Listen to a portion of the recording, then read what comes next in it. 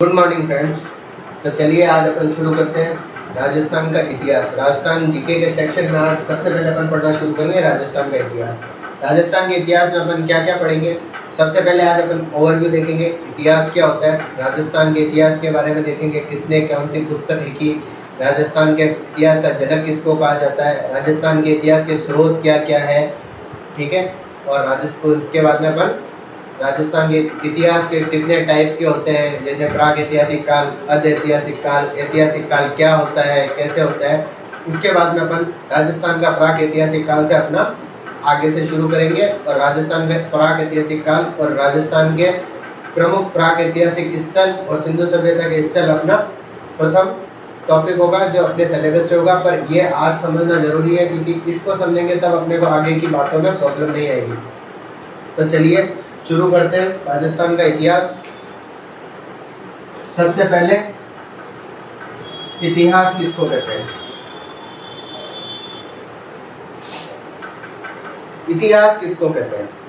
इतिहास की आपको अगर एक एग्जैक्ट डेफिनेशन बताऊं तो अतीत व वर्तमान की वह घटनाएं जिनके साक्ष्य मौजूद हो तथा जिनका क्रमबद्ध अध्ययन किया जा सके तथा जो मानव के भौगोलिक व मानव जीवन पर प्रभाव डालती हो, इतिहास कहलाता है। तो राजस्थान के इतिहास का या किसी भी इतिहास का, इतिहास की जनरल डेफिनेशन है राजस्थान के इतिहास में। पहला अपन इतिहास किसको कहते हैं वो समझ रहे। तो इतिहास के जो गुण होते हैं, क्या अपन हर घटना को इतिहास कह देंगे? अभी जो 1 घंटे पहले अपन ने किसी से कोई बात की वो उसको इतिहास कह देंगे? नहीं। इतिहास में कुछ इतिहास की में उस घटना का ऐड होने के लिए कुछ एट्रीब्यूट्स हैं, कुछ लक्षण होते हैं, वो बताता हूँ। पहला है इतिहास क्या होना चाहिए? इतिहास की अतीत व वर्तमान घटना। आप सब कहेंगे अतीत तो समझ आता है, वर्तमान नहीं समझ आ रहा, वर्तमान क्यों लिखा? अतीत व वर्तमान की वो घटना, अभी मैंने जो आपको बोला वो 1 मिनट बाद 2 मिनट बाद में अतीत बन जाएगा, वो समय निकल गया। तो समय कंटिन्यू निकलता रहता है, इसलिए अपन इसको लिखते हैं अतीत व वर्तमान की घटनाएं। दूसरा मैंने क्या बताया, इतिहास हमेशा क्रमबद्ध होता है। इतिहास का अध्ययन हमेशा क्रमबद्ध तरीके से किया जाता है, एक से दूसरी घटनाओं को जोड़ के किया जाता है, उसको कहते हैं क्रमबद्धता। तो इस इतिहास में क्या होना चाहिए? क्रमबद्ध होना चाहिए, कंटिन्यूटी होनी चाहिए इतिहास में। उसके बाद में तीसरा क्या है? साक्ष्य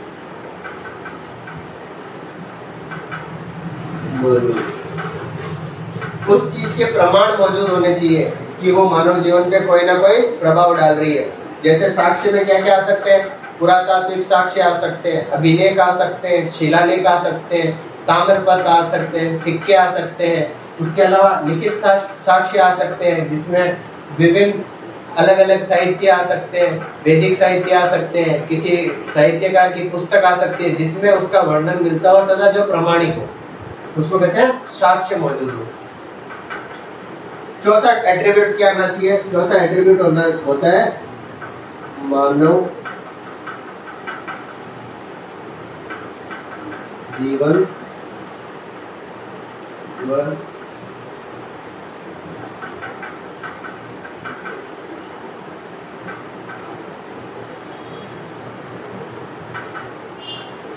मानव जीवन व भौगोलिक जीवन को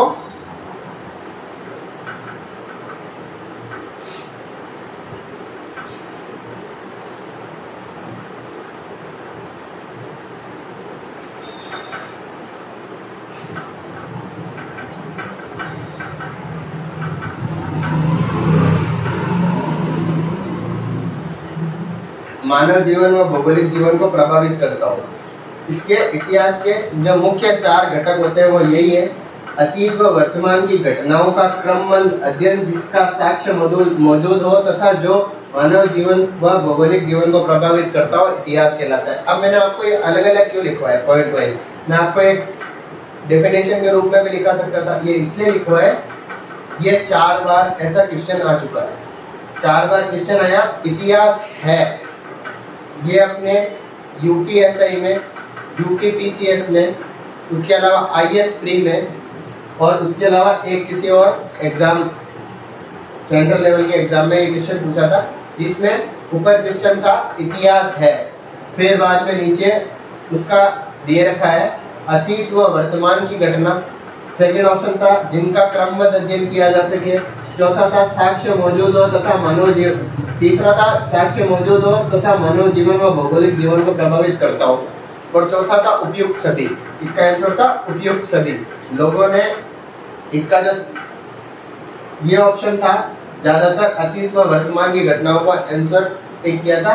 तो इसमें चारों गुण होते हैं। तो इसकी डेफिनेशन क्या होगी? अतीत व वर्तमान की वह घटनाएं के घटनाओं का क्रमबद्ध अध्ययन, अतीत व वर्तमान की घटनाओं का क्रमबद्ध अध्ययन जिनके साक्ष्य मौजूद हो तथा जो मानव जीवन तथा भौगोलिक जीवन पर प्रभाव डालती हो, इतिहास कहलाता है। तो ये तो गई इतिहास की डेफिनेशन। एक इतिहास की ये डेफिनेशन है वो हर बुक में लिख रखी है। इसके अलावा मैं आपको एक और डेफिनेशन बताता हूँ जो मेरे को बहुत अच्छी लगती है, और आपको कहीं अगर कोई आरएस मेंस दे रहा हो या डिस्क्रिप्टिव पेपर दे रहा हो जहाँ पे लिखना होता है तो बहुत अच्छी इसकी डेफिनेशन है वो जरूर लिखना। इसकी इतिहास की अपन जो अपनी कॉमन अपने से लैंग्वेज में बना सके वो क्या है? इतिहास क्या है? हमारे पूर्वजों की वह पावन गाथा जो हमें अच्छे कार्य करने के लिए प्रेरित करती है, इतिहास कहलाती है। क्या? हमारे पूर्वजों की वह पावन गाथा जो हमें अच्छे कार्य करने के लिए प्रेरित करती है, इतिहास कहलाती है। हम हमारे पूर्वजों के हमेशा अच्छे काम देखते हैं, या फिर बाद में जो काम जो उन्होंने सही नहीं किए उनसे भी अपन कुछ सीख के अच्छे काम करने के लिए प्रेरित होते हैं, उसको इतिहास कहते हैं। ठीक है। अब इतिहास की डेफिनेशन तो हो गई। अब इतिहास की डेफिनेशन के बाद में अपन आते हैं राजस्थान का इतिहास।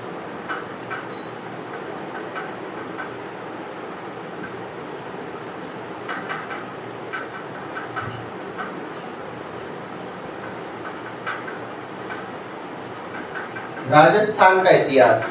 अब राजस्थान का इतिहास में अपन पढ़ते हैं राजस्थान के इतिहास के लिए राजस्थान का इतिहास कैसे प्रारंभ हुआ, किसने लिखा। तो चलिए अपन शुरू करते हैं। राजस्थान के लिए सबसे पहले राजपूताना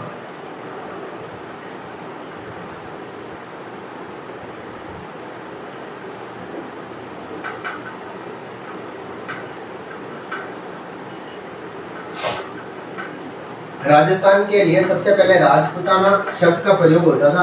राजपूताना शब्द का प्रयोग सबसे पहले किसने किया?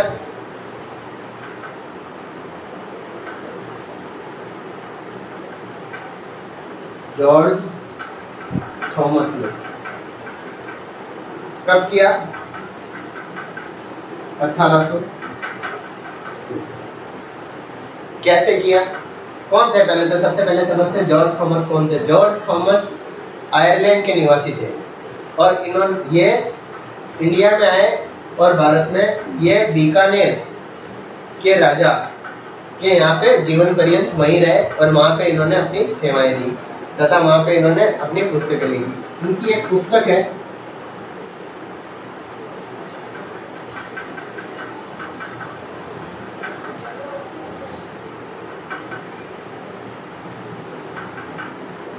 मिलिट्री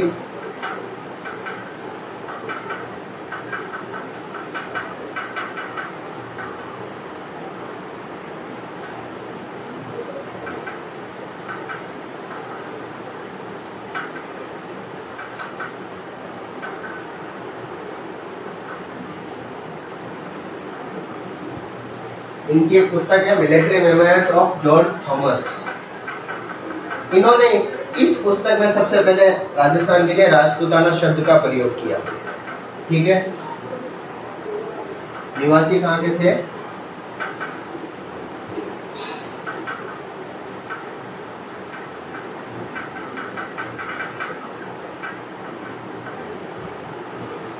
आयरलैंड के निवासी थे। इसके बाद में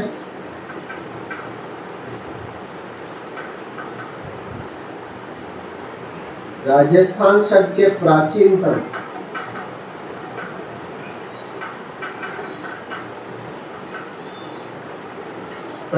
प्रमाण कहां से मिलते हैं? एक अभिलेख है बसंतगढ़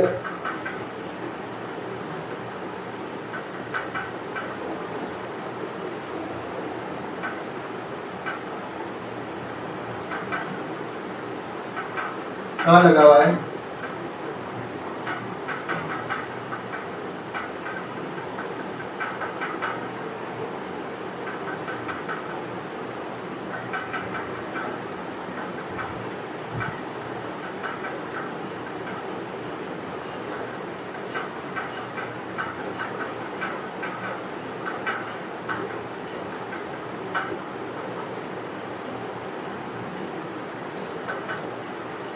राजस्थान शब्द का सबसे प्राचीनतम प्रमाण कहां से मिलता है?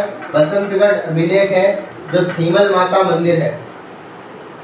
सीमल माता मंदिर बसंतगढ़ नाम का एक जगह है, वहाँ पे एक सीमल माता मंदिर है जिनको अपन क्षेमकारी माता भी बोलते हैं कई कई जगह। सिरोही में स्थित है। वहाँ पे एक अभिलेख लिखा हुआ है, शिलालेख है। उस शिलालेख में बसंतगढ़ में राजस्थान के लिए जो शब्द का प्रयोग हुआ है वो प्रयोग हुआ है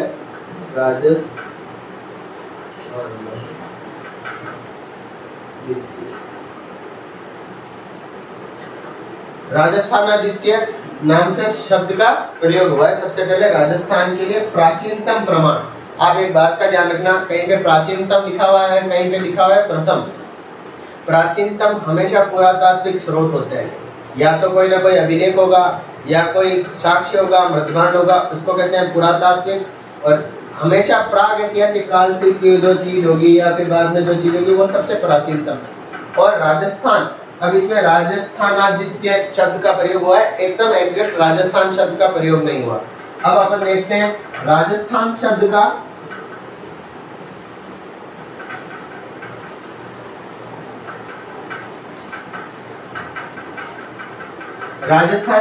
सबसे पहले प्रयोग किसने किया?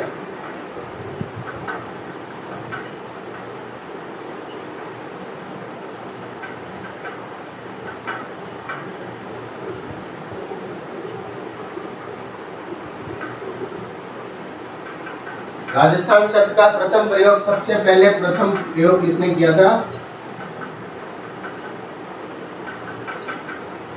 Colonel James Tod. राजस्थान शब्द का सर्वप्रथम प्रयोग कर्नल जेम्स टॉड ने किया था। अब अपन थोड़ा सा general knowledge colonel James Tod की ले लेते हैं। जो कर्नल जेम्स टॉड है, ये कौन थे? ये थे इंग्लैंड के निवासी थे।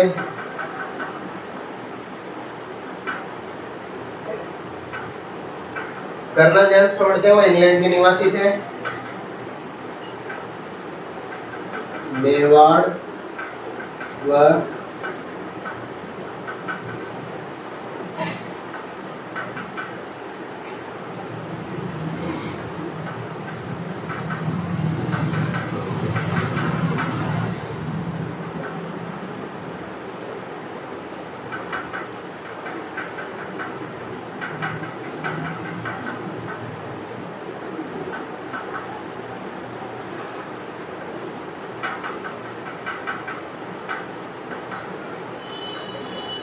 कौन थे? मेवाड़ व हाड़ौती में ब्रिटिश जो थे पॉलिटिकल एजेंट थे, ब्रिटिश पॉलिटिकल एजेंट थे। हर एक उस टाइम हर एक रियासत में एक पॉलिटिकल एजेंट रहता था। तो ये मेवाड़ व हाड़ौती के पॉलिटिकल एजेंट थे। कब बने? 1818 में बने। इनकी एक पुस्तक है,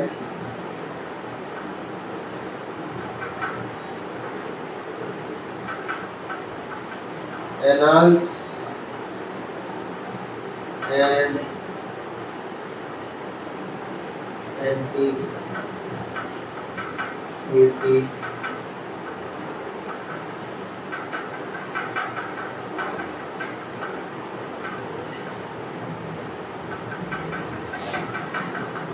इनकी एक पुस्तक है annals and antiquity of Rajasthan. ये पुस्तक इंपॉर्टेंट है।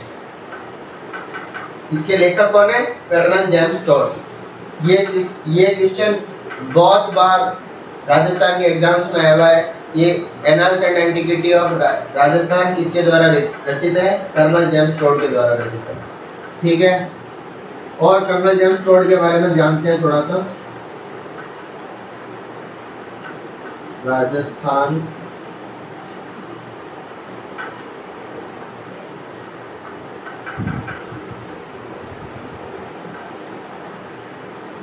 जनक, राजस्थान के इतिहास के जनक कहलाते हैं कर्नल जेम्स टॉड, या इनको कहते हैं पितामह। राजस्थान के इतिहास के जनक और पितामह जनरल कर्नल जेम्स टॉड को कहते हैं। इसके बाद में इनको और क्या बोलते हैं? घोड़े वाले बाबा। घोड़े वाले बाबा क्यों बोलते हैं? क्योंकि उस टाइम जो अंग्रेज जो थे वो घोड़े पे अधिकतर आते थे, इसलिए इनको घोड़े वाला बाबा बोला जाता है। ठीक है, राजस्थान शब्द का सर्वप्रथम प्रयोग किसने किया? कर्नल जेम्स टॉड ने। किसने किया? पुस्तक annals and antiquity of Rajasthan ने किया। ये पुस्तक क्या है? ये पुस्तक राजस्थान के भौगोलिक, राजस्थान के सांस्कृतिक और राजस्थान के प्रशासनिक जो यहाँ की रियासतें थी उनके बारे में विस्तृत वर्णन किया गया है इसमें। ठीक है, और इसके 3 पार्ट हैं। प्रथम पार्ट में मेवाड़, हाड़ौती इनका वर्णन किया गया। जो सेकंड और सामंती व्यवस्था का सर्वप्रथम वर्णन भी राजस्थान का annals and antiquity of Rajasthan इस पुस्तक में किया गया है। ठीक है, तो ये आप स्क्रीनशॉट ले लीजिए और आगे बढ़ते हैं। तो चलिए आगे चलते हैं।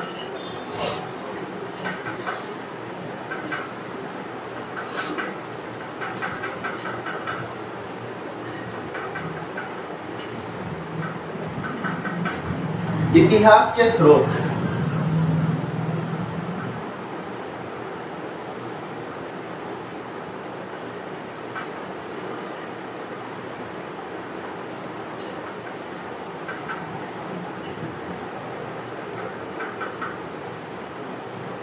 स्रोत 2 तरह के स्रोत होते हैं। एक होते हैं पुरातात्विक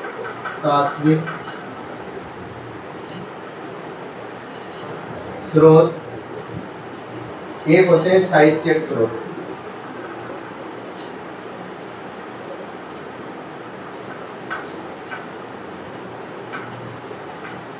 पुरातात्विक स्रोत में क्या क्या आते हैं? अभिलेख आते हैं,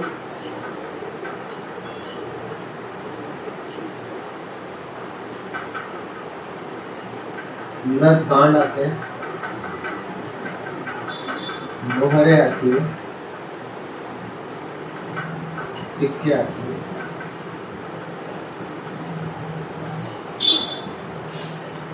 सिक्के के बाद में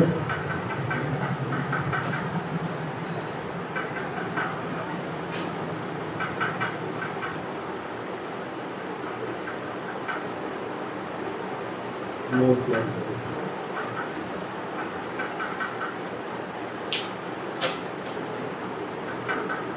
पुरातात्विक स्रोत में क्या क्या आते हैं? अभिलेख आते हैं, मृदभांड आते हैं, मोहरें आती है, सिक्के आते हैं, स्थापत्य आती है, मूर्ति आती है। अब क्या क्या होता है ये बताता हूँ। अभिलेख क्या होता है? अभिलेख किसी भी कठोर सतह पर उत्कीर्ण मतलब खोदकर या लिखकर जो लिखा जाता था उसको अभिलेख कहते हैं। अभिलेख कितने टाइप के होते हैं? अभिलेख 4 टाइप के होते हैं। पहला शिलालेख, दूसरा स्तंभ लेख,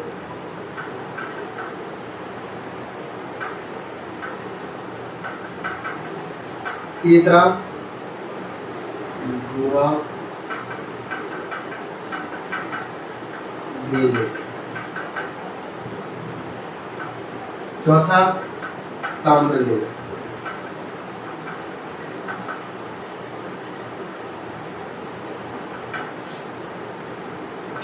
चार तरह के अभिलेख होते हैं, शिलालेख, स्तंभ लेख, गुहालेख, गुहाभिलेख और ताम्रलेख। शिलालेख, एक शिला, पत्थर की शिला पे जो लेख उत्कीर्ण कराए गए हो उसको शिलालेख कहते हैं। अब इसमें क्या होता था, इसमें प्रशासनिक आज्ञाएं होती थी, प्रशासन कैसे चलाया जाता है। सबसे पहले अभिलेख और स्तंभ लेख, शिलालेख, इनका प्रचलन जो अपने को ज्ञात है उनमें सबसे ज्यादा प्रचलन था अशोक के काल में। अशोक के काल में 8 जगह से 14 शिलालेख मिले। आपने भी सुना होगा बैराट, रामू, काफी अभिलेख मिले। वो आपको जब मैं अभिलेख पढ़ाऊंगा तब एकदम विस्तृत अपन इसमें करेंगे कि वो कैसे होते थे, क्या होते थे। अशोक ने उसकी जो प्रेरणा है वो दारा प्रथम, ईरान का एक शासक था जिसको अपन डोरोजियर प्रथम भी बोलते हैं, उससे ली थी। वहां पे वहाँ ईरान के जो अभिलेख, स्तंभ लेख वगैरह होते थे उनमें और अपने यहाँ के अभिलेख में अंतर ये है कि वहां के अभिलेखों में शिलाओं को जोड़ जोड़ के बनाए जाते थे और अपने यहाँ पे एक सिंगल शिला पे, एक अकेले शिला पे अभिलेख लिखे जाते थे। फिर वहां पे क्या, वहां पे यशोगान होता था राजा का। अपने यहाँ पे राजा का यशोगान के अलावा यहाँ की आज्ञाएं भी लिखी हुई होती थी। उसके अलावा पशु पक्षियों का चित्रण वो यहाँ पे मिलता है। ठीक है, तो ये अभिलेख होते हैं। साहित्यिक स्रोत क्या होते हैं? मृदभांड, आपको एक मृदभांड नहीं समझ आ रहा होगा। मृदभांड होते हैं मिट्टी के जो बड़े बड़े बर्तन होते हैं उसको मृदभांड कहते हैं। साहित्यिक स्रोत, राजस्थान में साहित्यिक स्रोत कौन कौन से हैं? क्या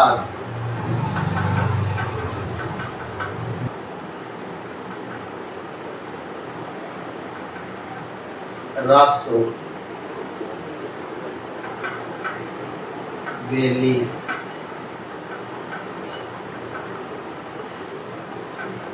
ये सब राजस्थानी साहित्य के प्रकार है। ख्यात, बात, वासनिका, रासो, वेली, राजस्थानी साहित्य।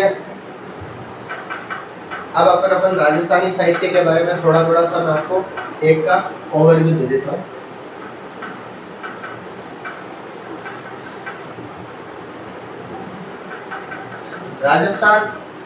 राजस्थान का साहित्य, आपके कला और संस्कृति में एक पूरा टॉपिक है राजस्थान का साहित्य। उसमें अपन राजस्थान का साहित्य पूरा पढ़ेंगे, जिसमें ख्यात किसको कहते हैं, वेली किसको कहते हैं, या रासो किसको कहते हैं, ये अपन पूरा एकदम से डिस्क्रिप्शन में पढ़ेंगे। यहाँ के जो मुख्य मुख्य लेखक हैं उनकी पुस्तकें, ठीक है, वो सब अपन अच्छे से पढ़ेंगे, उसका वर्णन। तो यहाँ पे आप पढ़ते हैं राजस्थानी साहित्य।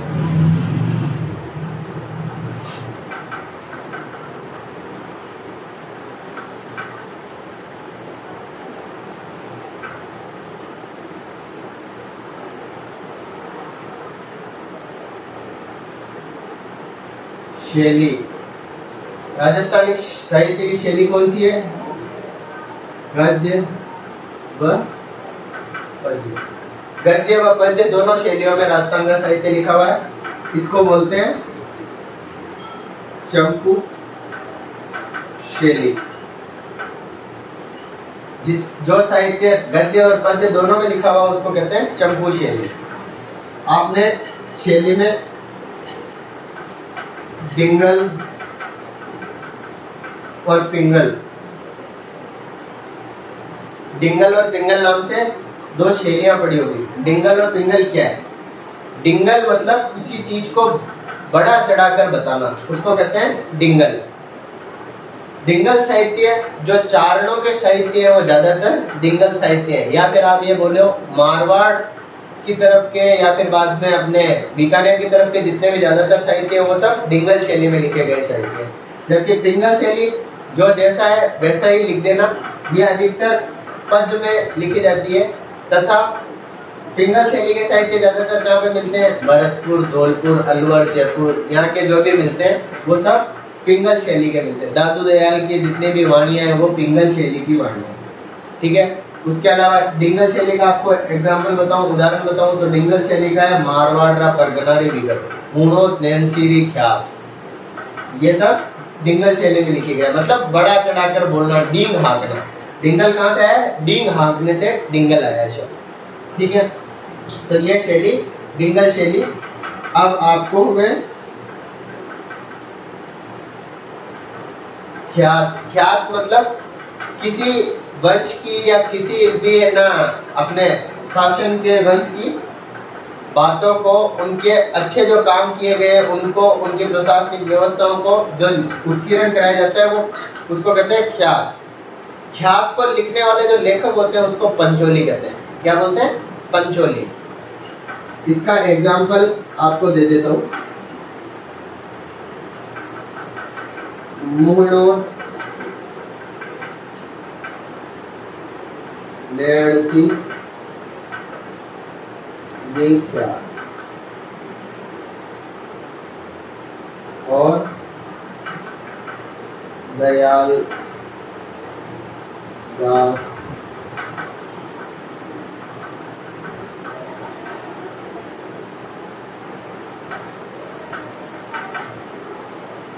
एक चीज और पढ़िए, राजस्थान साहित्य, राजस्थानी साहित्य की प्रथम पुस्तक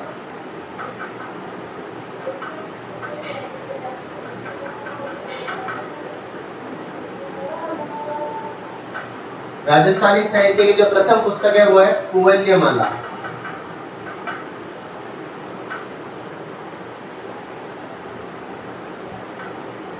राजस्थानी साहित्य की प्रथम पुस्तक है कुवल्यमाला।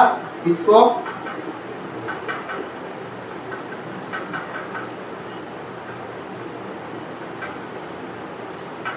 उदोतन सूरी द्वारा लिखा गया है।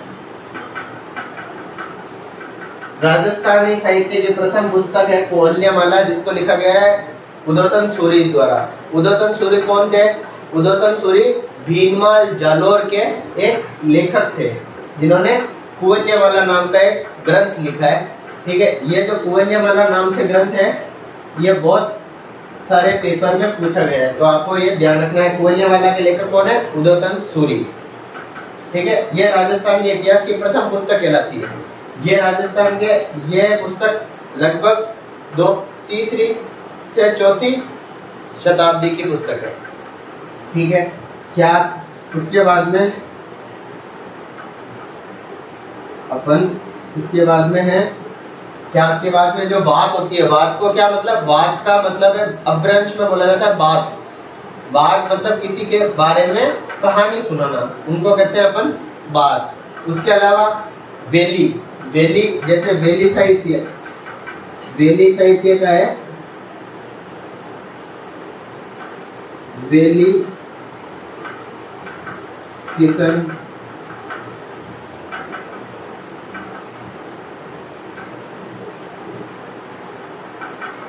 राजस्थानी जो साहित्य है उसमें प्रारंभिक साहित्यों में जैन शैली का, जैनियों का प्रभाव मिलता है, क्योंकि यहाँ के ज्यादातर जो लेखक थे वो जैन लेखकों ने यहाँ के साहित्य को शुरू किया, इसलिए यहाँ के लेखक, यहाँ की जो शैली है उसमें जैन प्रभाव देखने को मिलता है।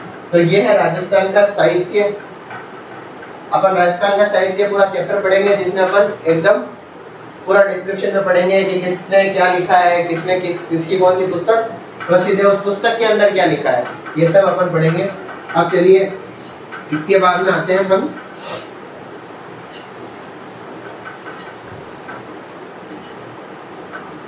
इतिहास के प्रकार।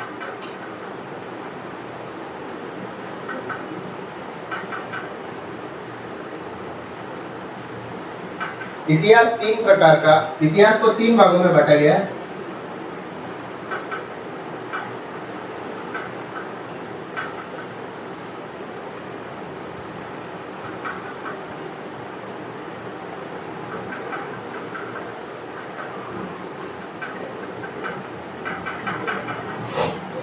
प्राग ऐतिहासिक काल,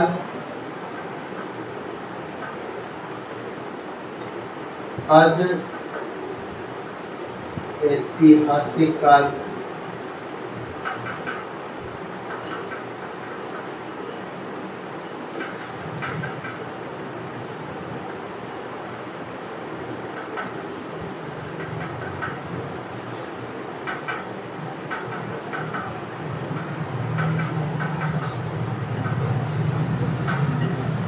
ऐतिहासिक काल।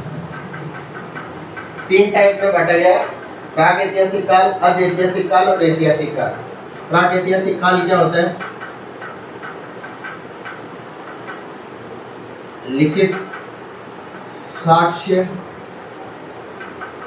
नहीं, मानव जीवन असभ्य,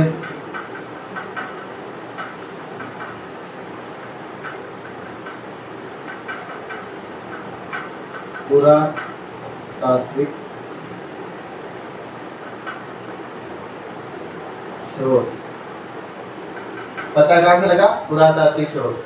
प्राग ऐतिहासिक काल क्या होता है? जिसके कोई भी लिखित साक्ष्य नहीं मिले, बट अपन ने कहीं पे खुदाई की, वहां से अपने को कुछ मृदबांड मिले, मोहरें मिली है, सिक्के मिले हैं, या वहां पे जो इमारतें थी उनके साक्ष्य मिले, कोई सभ्यताएं मिली है, तो उसमें अपने को पता चला है। इसको अपन पाषाण काल भी बोलते हैं।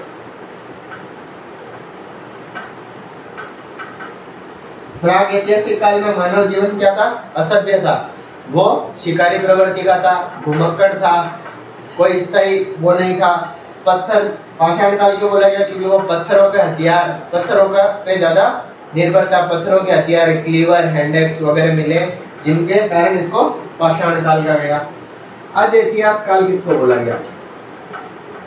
इनका कालक्रम भी लिख लीजिए। इसका कालक्रम है 5 लाख BC तो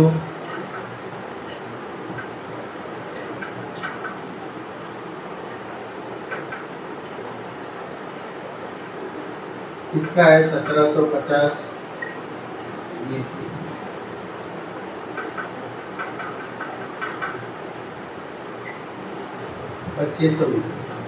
इसका है 2500 BC, 1750 BC। और ये उसके बाद का 1750 के बाद का आज तक। आज इतिहास क्या है? लिखित साक्ष्य मौजूद परंतु पढ़ा नहीं गया।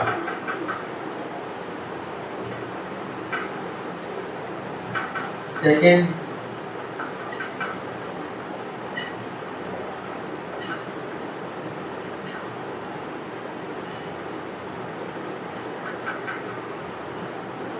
शैली कौन सी है? भाव चित्रात्मक। जो अपने को वहां से मोहरे या मृदबांड मिले, उनके चित्र बने हुए थे, मतलब वो चित्रों से अपने भावों को बताते थे। पर इसको, इसकी शैली को अभी तक पूर्ण तरह से पढ़ा नहीं गया है, इसलिए इसको अध ऐतिहासिक काल कहते हैं। ठीक है। और ऐतिहासिक काल में लिखित और पढ़ा भी। ऐतिहासिक काल क्या है? लिखा भी गया है और उसको पढ़ भी लिया गया है। ठीक है। पाषाण काल, इसका एग्जाम्पल है सिंधु घाटी सभ्यता, वैदिक काल और उत्तर वैदिक काल।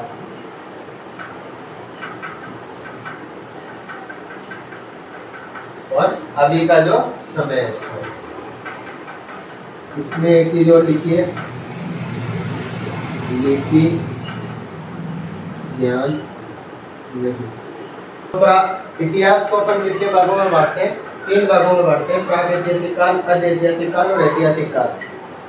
प्राग ऐतिहासिक काल किसको कहते हैं? जिसके लिखित साक्ष्य मौजूद नहीं है, मानव जीवन असभ्य है, पुरातात्विक स्रोतों से अपन कार्बन डेटिंग पद्धति से अपन इसके जानकारी प्राप्त करते हैं। पाषाण काल क्यों कहलाया? क्योंकि यहाँ पे हथियार और मानव के जीवन का मुख्य, जो जीवन यापन के लिए, शिकार के लिए जो मुख्य औजार वगैरह जो मिलते थे, वो सब पाषाण पत्थर के मिलते थे, इसलिए इसको पाषाण काल या प्रस्तर युग भी बोलते हैं। इस समय मानव को लिपि का ज्ञान नहीं था। उसके बाद में है अधैतिहासिक काल। अधैतिहासिक काल में क्या है, लिपि का ज्ञान था, लिखित साक्ष्य मौजूद है, पर उसको अभी तक अपन पढ़ नहीं पाए। ठीक है, तो शैली कौन सी थी इसकी, भाव चित्रात्मक, मतलब चित्र बने हुए थे, भाव अपने भाव को चित्र में उकेरते थे। और इसका एग्जांपल है सिंधु घाटी सभ्यता, राजस्थान में इसका एग्जांपल है कालीबंगा। ऐतिहासिक काल, ऐतिहासिक काल में जो लिखित साक्ष्य मौजूद है उस लिखित साक्ष्य को पढ़ा भी गया है। एग्जांपल है वैदिक काल, उत्तर वैदिक काल, और जो उसके बाद का साहित्य है जितना भी, उसके बाद का जो भी इतिहास है, इसमें मौर्य युग, उसके बाद में जैसे जैसे आधुनिक काल आगे चला, मुगल काल, सब वो ऐतिहासिक युग में आते हैं। तो ये हुआ राजस्थान के इतिहास और इतिहास का मोटा मोटा ओवरव्यू। इसके बाद में मैं आपको एक चीज और बता देता हूँ जो बाद में प्रॉब्लम करेगी जब मैं लिखूंगा। जब ये बीसी और एडी का क्या फंडा होता है वो मैं आपको समझा देता हूँ।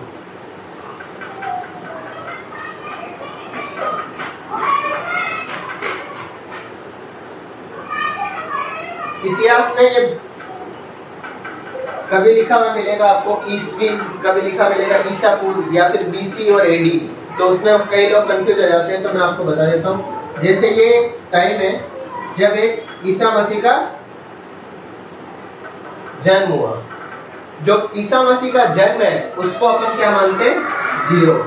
इससे जो भी आगे का काल है, ईसा मसीह के जन्म के बाद की जो भी घटनाएं हैं उसको अपन बोलते हैं ईस्वी या एडी।